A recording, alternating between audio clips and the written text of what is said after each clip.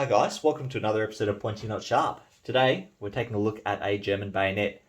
Now this is a Seitengewehr 84/98-3. We have taken a look at this style of bayonet on this channel before, way back when I first started this channel about a year ago. That version of this bayonet was a World War II iteration, so essentially what Nazi Germany was using during World War II. This one here is quite interesting because it displays characteristics of the Weimar Republic and East Germany, so either side of the war. I'm certain this one would have been used throughout the war as well, but it's just very, very interesting to take a look at it and the different sort of characteristics of it. Now, I have done that previous video. If you want to know the history and all of that surrounding this bayonet, go back and check out that video. As I said, I did it way back when I first started, so not the best quality, but the information's still pretty good. Now this bayonet was made for the Carabiner 98K or the Car 98K, K98K, whatever you want to call it, which was a shortened version of the Gewehr 98. Now we'll jump into what makes this bayonet here just so special. So first, a little bit of history. After World War I, the Entente powers or the Allies imposed the Treaty of Versailles on Germany. And that limited their armed forces to 100,000 arms and limited their police to 150,000 in number. It's unclear if their police were all armed with firearms and bayonets, but they did have a small number. For today, we're going to be looking at this in terms of armed forces because this is not a police-marked bayonet. I haven't actually come across any of those. Now, when Germany was disposing of all of their arms during the after the imposition of the Treaty of Versailles, the small number of arms, the 100,000 they did retain, were marked with a Weimar property stamp, and that was a 1920 stamp. So on bayonets, you'll find that on the crossguard, and we do have that on this one here. This, however, is not one of those bayonets. And on rifles, I believe it was above the chamber. And on pistols, I believe, where was it? Again, above the chamber, I think, on Lugers. And I can't think of any other weapons that I've seen with the 1920 stamp on it. But in terms of bayonets, you come across all of the Imperial German bayonets, so the Seitengewehr 98s, the Seitengewehr 98/05s, and of course the 84/98s. So all three of the German style of bayonet have this stamp on it, the ones that were retained in service. Now you skip forward a couple of years and the Weimar Republic started to get a little bit cheeky. In 1927 they started to manufacture additional arms. They were also expanding the numbers of their police by about 30,000 and they were discreetly expanding the numbers of their armed forces and really starting to manufacture and beef up their country's defences a little bit. That's what this bayonet is just here. So between 1927 and 1930, Weisberg and Kirschbaum in the town of Solingen, I'm certain you've heard me talk about Solingen before if you've seen my videos, started manufacturing these. And they have this very unique w.u.k. Now, while this manufacturer had been producing this bayonet for years before, prior to that they had the full script. This is the first time we have the abbreviation for w.u.k, Weisberg and Kirschbaum in Solingen. Solingen being a town in Germany.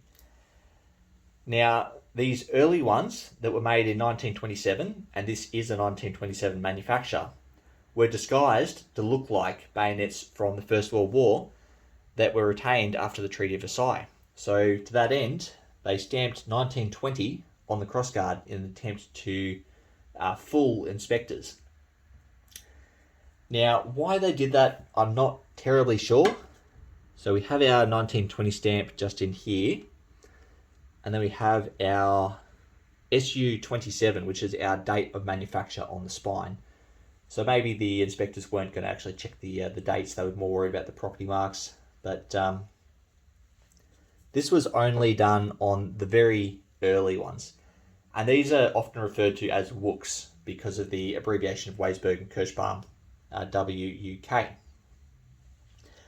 In 1930, they did stop producing these, but they started up a couple of years later. There was a 4 or 5 year gap. I can't remember exactly how many years.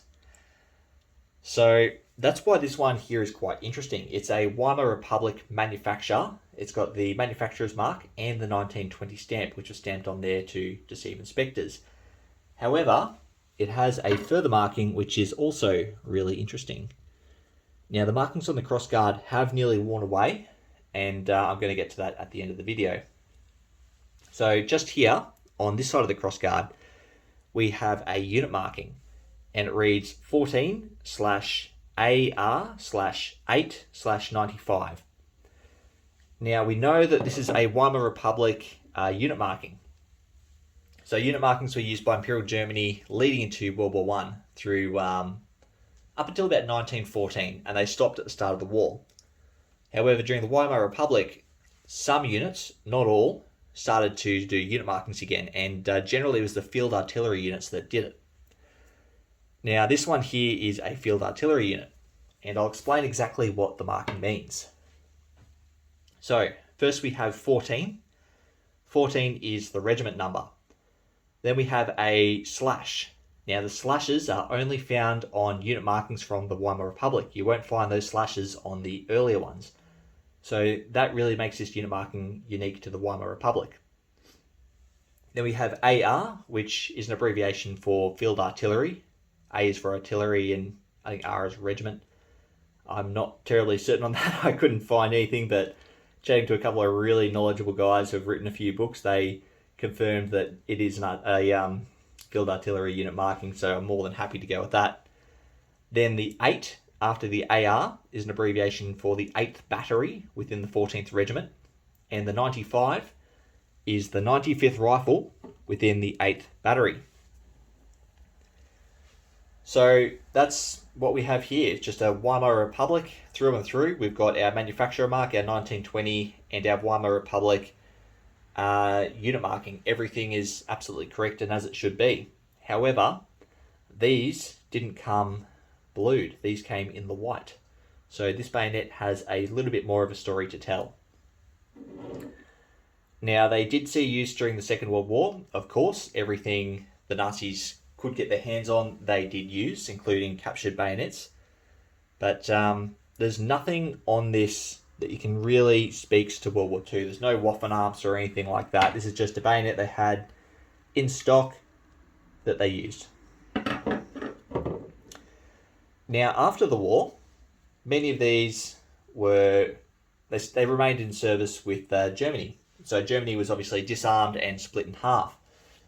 And the east side, East Germany, some of their Kar 98Ks and their 84/98-3 bayonets were put back into service. And they were actually refurbished. And that is exactly what we have here. Now, it's not exactly clear how many were refurbished or what units used them or anything like that. I can't find great documentation on it. But it's pretty well documented what the refurbishment was. And that was a heavy blue to the blade, the pommel, the crossguard, the flash guard, and then if you take a closer look to the flash guard, if I can get this to show up on camera, I might not be able to. There we go. It's got a light checkering to it. So, for comparison, this is a World War II production of the same bayonet with a bakelite grip. You'll see here our flash guard is completely smooth, polished, and in the white. While this East German refurbishment is heavily blued and checkered. Now, I don't know why they did the checkering. Maybe it helped with heat, maybe it prevented glare coming off of a shiny metal piece. But for whatever reason, they did it. And that's an easy way to spot an East German refurbishment. Now, this bayonet has quite a lot of history behind it. We know it was manufactured during the Weimar Republic in 1927. We know it would have stayed in service throughout World War II. And we know it was retained by East Germany after the war. After that, it doesn't have too much of a story to tell. It's just another bayonet that's stumbled around in the collector's market, but it's a very cool little piece.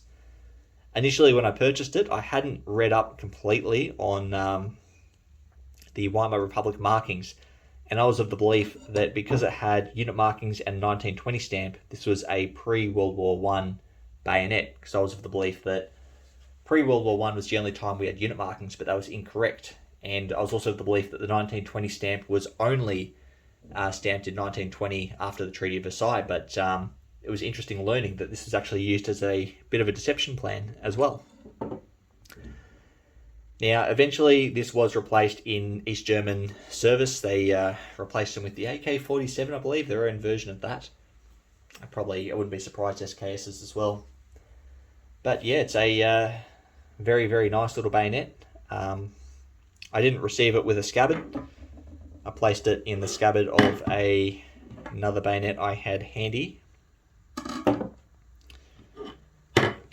But very nice piece with a very interesting history.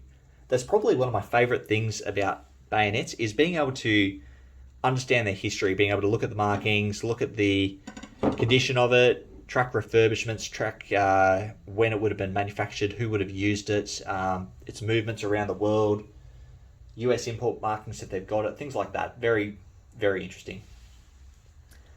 Anyway, guys, if you made it this far through the video and you haven't subscribed already, I highly recommend you do, because I'm going to be bringing you plenty more content like this.